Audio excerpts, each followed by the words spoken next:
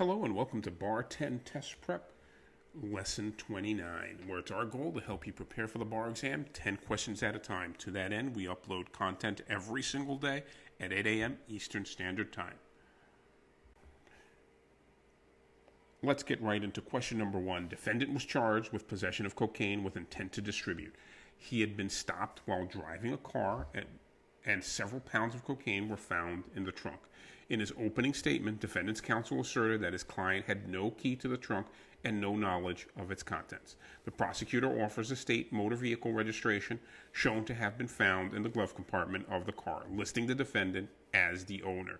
The registration should be A, admitted into evidence as a statement against interest, B, admitted into evidence as evidence of defendant's close connection with the car and therefore knowledge of its contents, C, excluded as evidence unless authenticated by testimony of or certification by a state official charged with custody of vehicle registration records, or D, excluded as evidence as hearsay, not within any exception.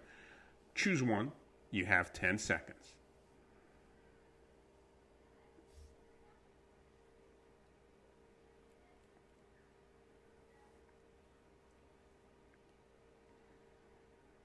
If you chose option B, admitted as evidence of defendant's close connection with the car and therefore knowledge of its contents, you'd be correct. Hearsay is an out-of-court statement offered to prove the truth of the matter asserted in that statement. Hearsay is generally not admissible.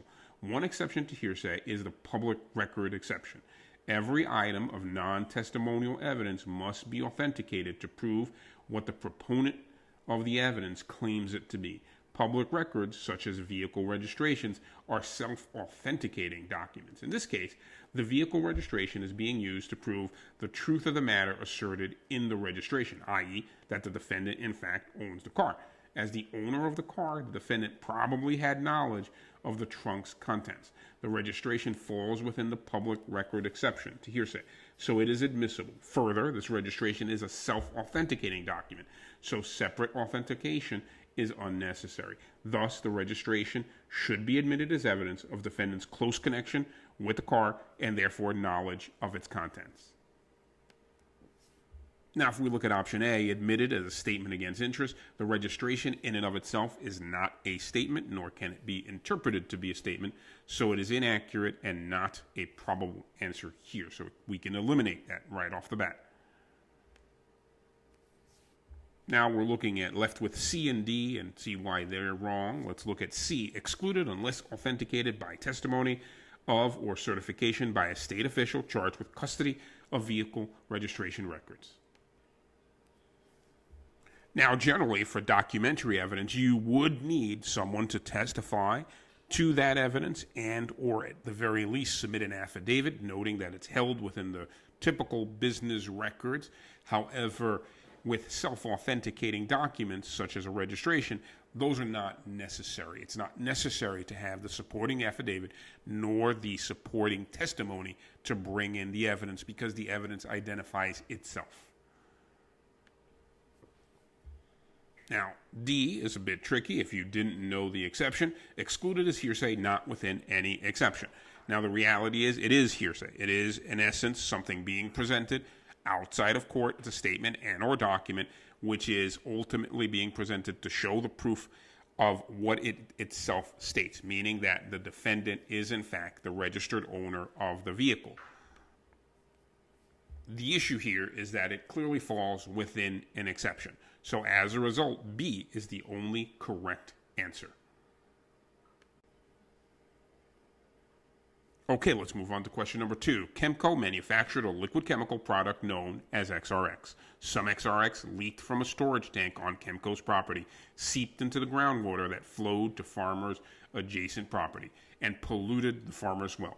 Several of farmers' cows drank the polluted well water and died. If farmer brings an action against Chemco to recover the value of the cows that died, farmer will likely A, prevail, because a manufacturer is strictly liable for harm caused by its products. B, prevail, because the XRX escaped from Chemco's premises. C, not prevail unless farmer can establish that the storage tank was defective.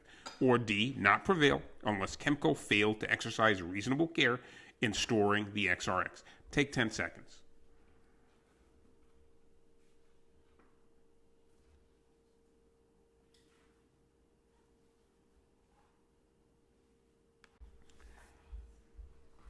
If you chose option B, you'd be correct. Prevail because the XRX escaped from Chemco's premises. The rule is that there is strict liability for landowners who put their property to non-natural uses if the non-natural thing and dangerous thing escapes and causes harm to the neighbors. The cause required here would be but for causation. In this case, Chemco was using its property in a non-natural way by manufacturing a liquid chemical known as XRX. Some of the XRX leaked from a storage tank into the groundwater and flowed to farmers' adjacent property, where it polluted the farmer's well. But for this escape of the liquid chemical XRX, farmers' cows would not have died, so Chemco would be liable for the death of the farmers' cows. Let's look at the other options and see why they're wrong. A, prevail because a manufacturer is strictly liable for harm caused by its products. A is an incorrect statement of the law. A manufacturer is not strictly liable for harm caused by its products. Generally, imagine the first rule or the more immediate logical rule, that being if I purchase a knife and the knife is used to commit a crime, stabbing someone or cutting someone, the manufacturer would not be liable for that death because the knife was not used as it was in fact intended. Let's look at option C, not prevail unless farmer can establish that the storage tank was in fact defective. That is not an appropriate standard. Ultimately, this is a higher standard than what is in fact actually required, which is strict liability if there's non-natural use of the land. So C could not be correct because it identifies the wrong standard. D, not prevail unless Chemco failed to exercise reasonable care in storing the XRX. Again, we're looking at a different standard or an incorrect standard similarly to C. Here, we're assuming that there's a standard to properly care or reasonableness, and assuming that if there is reasonable care, there would be a limitation on liability. The truth is that when there is non-natural use, there is absolute strict liability. So B is the only possible answer. Question number 3, third one's the charm. Steve, in desperate need of money, decided to hold up a local convenience store. Doesn't seem too charming so far. Determined not to harm anyone, he carried a toy gun that resembled a real gun. In the store, he pointed the toy gun at the clerk and demanded the money. A customer who entered the store and saw the robbery in progress pulled his own gun and fired at Steve. The bullet missed Steve, but struck and killed the clerk. Steve was charged with felony murder. His best argument for being found not guilty is that A, he did not intend to kill anyone, B, did not commit robbery because he never acquired any money from the clerk, or C, did not intend to create any risk of harm, or D, finally, is not responsible for the acts of the customer. Take 10 seconds and choose the best answer now.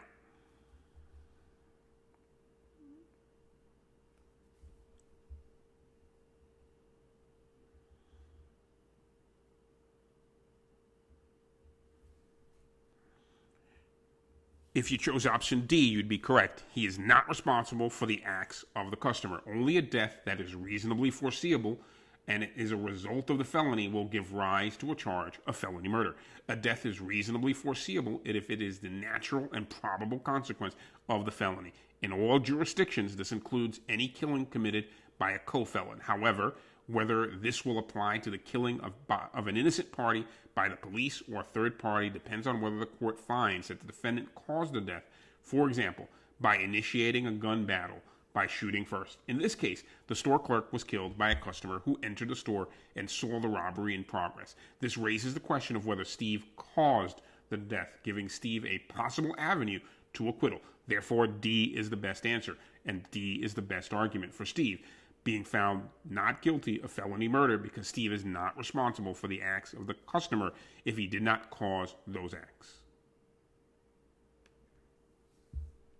Let's look at the other options. Options A, did not intend to kill anyone. Now, we know this is inaccurate because the felony murder rule applies whether you intend to kill someone or not. It just depends on what the outcome is, and here we clearly have a death based on the facts that are presented to us. Option B, did not commit the robbery because he never acquired any money from the clerk. The issue here is that it's not necessarily factually in sync. We don't know if he acquired money or not. So as a result, B could not be correct. C, did not intend to create any risk of harm.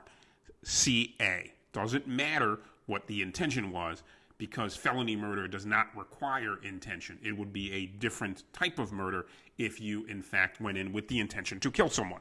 So that being said, the intention is not a necessary element. A, B, and C are incorrect, and as a result, D is the only correct answer. Question number 4, a proposed federal statute would prohibit all types of discrimination against black persons on the basis of their race in every business transaction executed anywhere in the United States by any person or entity, governmental or private. Is this proposed federal statute likely to be constitutional? A, yes, because it could reasonably be viewed as an exercise of Congress's authority to enact laws for the general welfare. B, yes, because it could reasonably be viewed as a means of enforcing the provisions of the 13th Amendment. C, no, because it would regulate purely local transactions that are not in the interstate commerce. Or D, no, because it would invade the powers reserved to the states by the 10th Amendment. Take 10 seconds and choose the best answer now.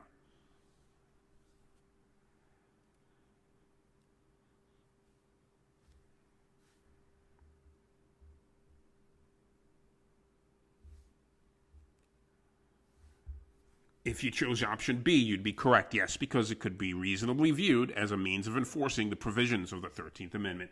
Generally, the Constitution only applies to government action and is not applicable to private conduct. However, Congress may apply the Constitution to private action via statute in certain situations. For example, Congress may prohibit private race discrimination by appropriate legislation under Section 2 of the 13th Amendment.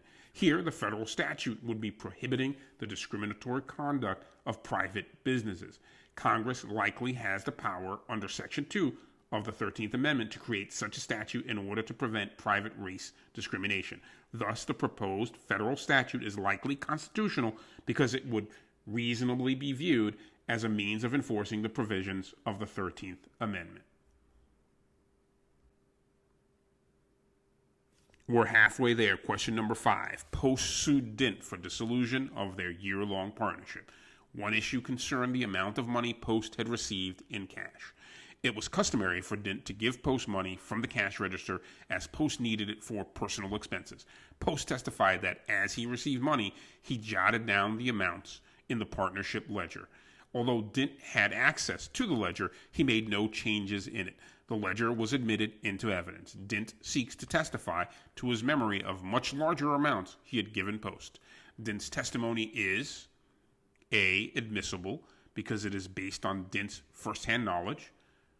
B, admissible because the ledger entries offered by a party opponent opened the door. C, inadmissible because the ledger is the best evidence of the amounts Post received.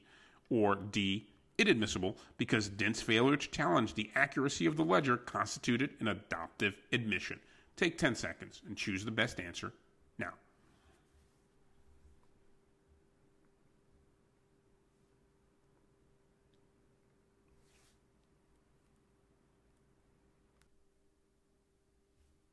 If you chose option A, admissible, because it's based on Dint's firsthand knowledge, you'd be correct. A witness may testify to facts observed if the witness has a present recollection of those facts. When a witness's knowledge is independent of a writing, it is not a best evidence problem. Just because the same information is also on a writing somewhere else does not make it necessarily a best evidence problem. Here, Dint gave Post the money in question and can testify about what he remembers giving Post. Dint does not have to rely on the partnership ledger for his testimony. Therefore, Dint's testimony is admissible because it is based on Dint's firsthand knowledge. As a result, option A is the correct answer. Let's look at why B through D are possibly incorrect. A, admissible. B, admissible because the ledger entries offered by a party opponent opened the door. The opening the door is not at issue here. The evidence, in fact, is a challenge to the evidence presented. So it's not an issue of opening the door so much so as an issue of challenging the information that has been presented. Option C, inadmissible because the ledger is the best evidence of the amounts post received. That is inaccurate simply because, as we discussed before, the fact here is not the ledger itself, but a challenge to the ledger. So it is a challenge to the accuracy of the ledger. So the ledger itself could not be the best evidence of the inaccuracy of that ledger.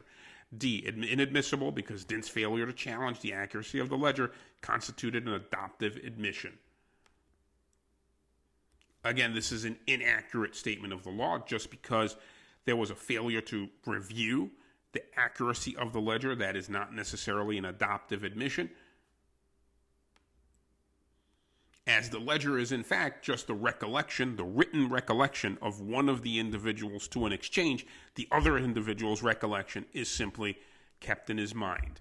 Now, if the two are in sync and accurate as to the information, then there's no issue. However, if the two are not in sync and have different numbers, then the memory of the person who recalls the information is used to challenge what's written in the ledger. As a result, A is the best answer, and the evidence should be admissible because it is based on Dint's firsthand knowledge, and it is intended with the purpose to challenge the ledger which was presented by the other partner.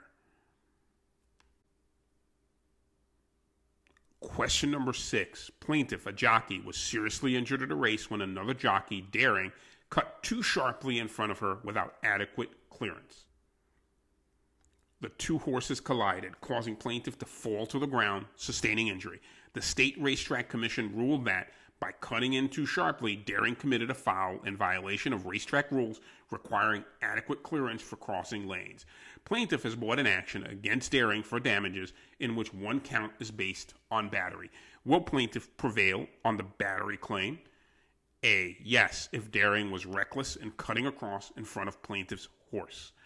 B, yes, because the State Racetrack Commission determined that Daring committed a foul in violation of rules applicable to racing. D, no, unless Daring intended to cause impermissible contact between the two horses or apprehension of such contact by the plaintiff. D, no, because plaintiff assumed the risk of accidental injury inherent in riding as a jockey in a horse race. Take 10 seconds and choose the best answer now.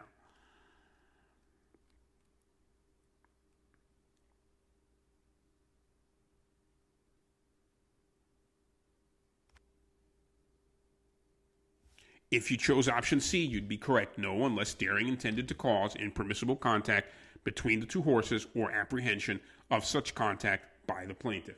Battery is the intentional infliction of a harmful or offensive contact with the victim's person. Battery requires subjective intent on the part of the actor. Specific intent is having the specific purpose of inflicting a harmful or offensive contact. And general intent is having knowledge to a substantial certainty that contact will be harmful or offensive. Assault is the intentional creation of reasonable apprehension of imminent harmful or offensive contact. The intent to commit assault against a specific person can be transferred to the battery actually committed. In this case, Daring cut too sharply in front of plaintiff's horse without adequate clearance. This caused the two horses to collide, which then caused plaintiff to fall and get injured. Daring clearly caused a harmful contact to plaintiff. However, the element of intent is not fully so clear. If Daring intended to cause the contact with plaintiff's horse, then Daring intended to commit battery against plaintiff. If Daring intended to cause plaintiff to be apprehensive of the contact between the horses, then Daring intended to commit assault against the plaintiff. An intent to commit assault will be transferred to the battery actually committed. Therefore, plaintiff will not prevail on the battery claim unless Daring intended to cause impermissible contact between the two horses or apprehension of such contact by the plaintiff. Let's look at some of the other options and see why they're incorrect. A, yes, if Daring was reckless or cutting across in front of plaintiff's horse. Let's look at that in conjunction with option D. No, because plaintiff assumed the risk of accidental injury inherent in riding as a jockey in a horse race. Now, let's look at this and use a football example, for example. A football player playing a game gets injured. That's pretty common in contact sports such as football or boxing or anything to that effect. That being said, if there is an injury, there is no possibility of suit because the general rule is that you have, in essence, taken all risks inherent with the activity that you're engaging in. Here we have horse racing. There is the possibility of injury in horse racing. There is the possibility of horses colliding. So in essence, you have assumed that risk of those possible injuries. However, when there is no assumption of risk or assumption of danger is when the danger is not expected or inherent or is purposely created by the other individual. So there would have to be impermissible contact between the parties for the plaintiff to collect or to win. As a result, A and D are not possibly correct, and so far C is the only possible correct answer. Let's look at B. Yes, because the State Racetrack Commission determined that Daring committed a foul in violation of rules applicable to racing. Again, let's go back to football or boxing or anything along the lines. Just because there is a foul does not give rise to criminal or civil liability. So B is improbable, unlikely, and simply wrong. Correct answer is C. Question number 7. State Y employs the Model Penal Code or American Law Institute test for insanity and requires the state to prove sanity when it is an issue beyond a reasonable doubt. At Askew's trial for murder, he pleaded insanity. The state put on an expert psychiatrist who had examined Askew. He testified that, in his opinion, Askew was sane at the time of the murder. Askew's attorney did not introduce expert testimony on the question of sanity. Rather, he presented lay witnesses who testified that, in their opinion, Askew was insane at the time of the murder. At the end of the trial, each side moves for a directed verdict on the question of sanity. Which of the following correctly describes the judge's situation? A. She may grant the directed verdict for the defense if she believes that the jury could not find the prosecution to have proved sanity beyond a reasonable doubt. B. She may grant a directed verdict for the prosecution if she believes that Askew's witnesses on the insanity question are not believable. C. She may not grant a directed verdict for the defense because the state had expert testimony and defense only had lay witnesses. D. She may grant a directed verdict for the prosecution if she is convinced by their experts that Askew was sane beyond a reasonable doubt. Take 10 seconds and choose the best option.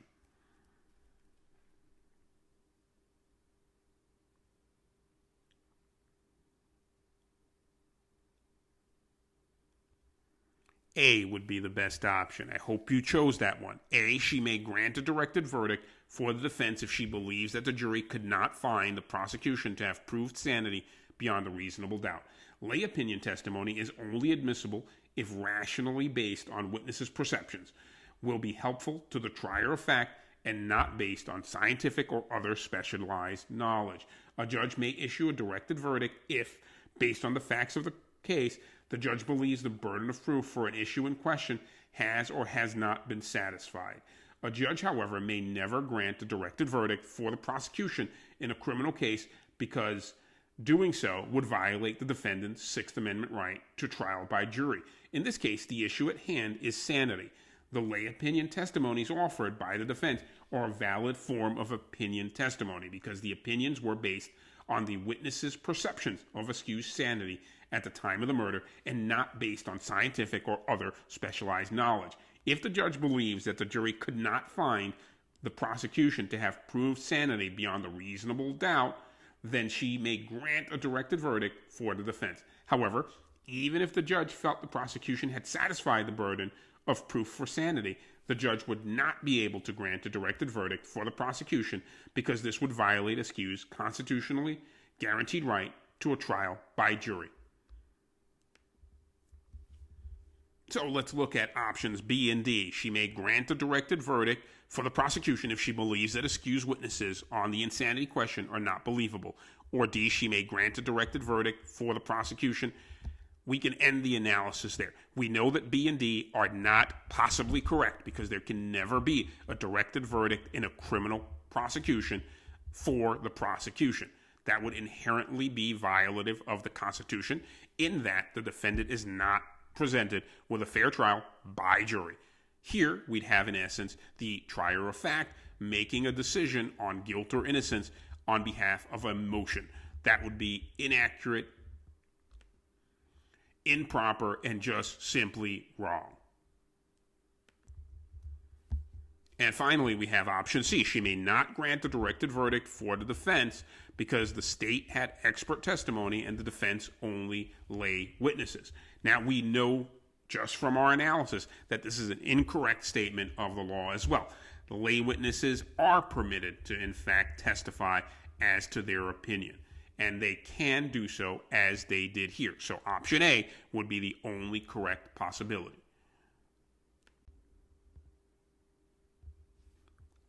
Question number 8. Dix is on trial for killing Vetter. The prosecutor calls Wynn to testify that after being shot, Vetter said Dix did it. Before the testimony is given, Dix's lawyer asks for a hearing on whether Vetter believed his death was imminent when he made the statement. Before permitting evidence of the dying declaration, the judge should hear evidence on the issue from option A, both sides with the jury not present, and decide whether Wynn may testify to Vetter's statement. B, both sides with the jury present and decide whether Wynn may testify to Vetter's statement. C, both sides with the jury present and allow the jury to determine whether Wynn may testify to Vetter's statement. Or D, the prosecutor only with the jury not present, and if the judge believes a jury could reasonably find that Vetter knew he was dying, permit Wynn to testify to the statement with Dix allowed to offer evidence on the issue as a part of the defendant's case. Take 10 seconds and choose the best answer now.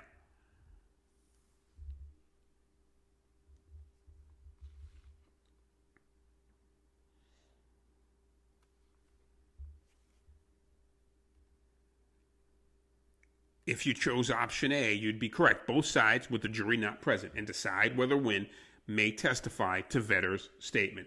Under the Federal Rules of Evidence, Federal Rule 104A, the court must decide any preliminary questions about whether a witness is qualified, a privilege exists, or evidence is admissible. In so deciding, the court is not bound by evidence rules, except those on privilege. Under Federal Rule 104C, the court must conduct any hearings on a preliminary question so that the jury cannot hear it if, 1, the hearing involves the admissibility of a confession, 2, a defendant in a criminal case is a witness and so requests, or 3, justice so requires.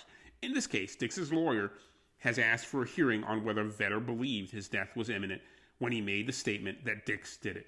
Clearly, the admissibility of this hearsay statement depends on whether or not it was made by Vetter under the belief of impending death, because it would only be admissible as a dying declaration. Since this alleged statement would be highly prejudicial if heard by the jury, the interests of justice would require the court to conduct the hearing on a preliminary question of this statement's admissibility so that the jury cannot, in fact, hear it. Let's look at the other options, B through D. B, both sides with the jury present. C, both sides with the jury present. We do not need to go any further. The jury being present is inaccurate, and we know from our analysis thus far that it would be improper. The reason for this is that it is impossible or unlikely to, in fact, erase something from the jury's mind. So if the argument is presented before the jury and the court then decides that the statement is inadmissible, there is no way to erase the statement from the jury's mind. They have at that point been polluted. So B and C, arguing anything with the jury present, would be immediately incorrect and should be eliminated. Let's look at D, the prosecutor only. We can eliminate it right then and there. The Constitution grants every defendant the right to confront all witnesses, confront all evidence that's presented. So there would be no such ex parte communication and no such ex parte type of hearing on any matter.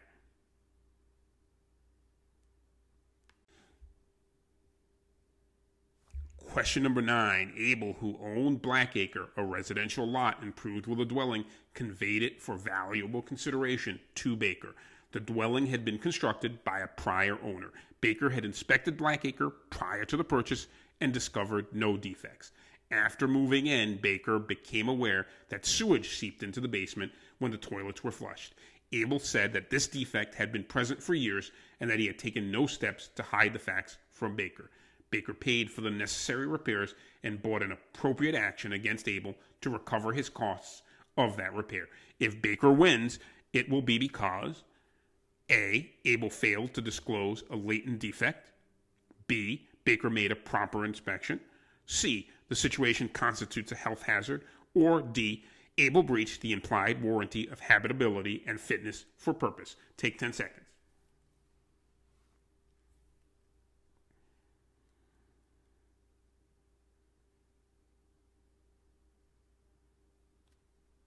If you chose option A, you'd be correct. Abel failed to disclose a latent defect. Most courts today will hold the seller liable for failing to disclose latent material defects, and general disclaimers within the contract will not relieve the seller of liability for failing to disclose latent material defects. A latent defect is a fault in the property that could not have been discovered by a reasonably thorough inspection before the sale. In this case, Baker had inspected Blackacre prior to the purchase and discovered no defects. This does not necessarily mean that the sewage seeped is not a latent defect. However, the question stem specifically asks if Baker wins, it'll be because, if Baker wins, it'll be because the court ruled that the sewage seeped was a latent defect and should have been, in fact, disclosed by Abel. Let's look at the other options and see why they're incorrect. B. Baker made a proper inspection. Now, let's leave B for the end. Let's jump to C and D, which are more clearly removable as options. C, the situation constitutes a health hazard. Regardless of it being a health hazard or not, it is not subject to any different rules than the contract rules and the rules of property. Abel breached the implied warranty of habitability and fitness for purpose. Regardless of a breach of that warranty, if we in fact analyze the facts here, we can question whether the implied warranty of habitability and fitness are even violated. That being said, I think D is removable right off the bat. C, the situation constitutes a health hazard. Regardless, as we said, of it being a health hazard or not, it's not necessarily true that the recovery would be warranted. B, Baker made a proper inspection. Now, the truth is that whether he made a proper inspection or not, it doesn't alleviate the seller from all liability. The one instance, or one of the few instances where it does not, is where the seller does not disclose a known latent defect. As a result, option A is the only possible correct answer. Final question of this grouping, question number 10. Walker, who knew nothing about horses, inherited Aberlone, a thoroughbred colt whose disagreeable behavior made him a pest around the barn. Walker sold the colt for $1,500 to Sherwood, an experienced racehorse trainer who knew of Walker's ignorance about horses. At the time of the sale, Walker said to Sherwood, "I hate to say it, but this horse is bad-tempered and nothing special." For this question only, assume that soon after the sale, Aberlone won 3 races and earned $400,000 for Sherwood. Which of the following additional facts, if established by Walker, would best support his chance of obtaining rescission of the sale to Sherwood? A. Walker did not know until after the sale that Sherwood was an experienced racehorse trainer. B. At a pre-sale exercise session of which Sherwood knew that Walker was not aware, Sherwood clocked Aberlone in record-setting time, far surpassing any previous performance. C. Aberlone was the only thoroughbred that Walker owned, and Walker did not know how to evaluate young and untested racehorses. D. At the time of the sale, Walker was angry and upset over an incident in which Aberlone had reared and thrown a rider. Take 10 seconds to choose the best answer.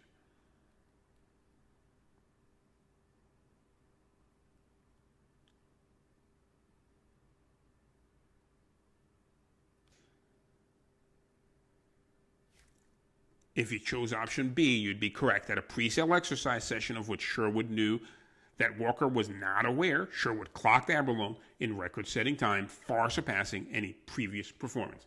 The rule is that where a party is induced to enter into a contract based upon the other party's fraudulent misrepresentation of an existing fact, the contract may be voidable in whole or in part at the election of the defrauded party, if the defrauded party justifiably relied on the misrepresentation. While there's no general duty to disclose, affirmatively hiding material facts is in fact considered fraudulent. Mistake by only one of the parties is not sufficient to void a contract unless the other party knew or should have known of the other party's mistake, and as such, this would constitute bad faith. In this case, Sherwood has no duty to disclose to Walker what he thought about Aberloan as a racehorse. However, if the facts in B are true, then Sherwood would have been affirmatively hiding material facts from Walker because setting a record in a pre-sale exercise session is clearly a material fact. Furthermore, by being at the exercise session, Sherwood would have known of Walker's unilateral mistake when he stated, "I hate to say it, but this horse is bad-tempered and nothing special." As such, B would be Walker's best chance of obtaining rescission for the sale of Sherwood. I hope you got that one right. And thank you for joining us on Bar 10 Test Prep, where again it's our goal to help you prepare for the bar exam 10 questions at a time. We upload content every day at 8 a.m. Eastern Standard Time. Like, subscribe, and click that notification bell so you can be updated every time we post new content.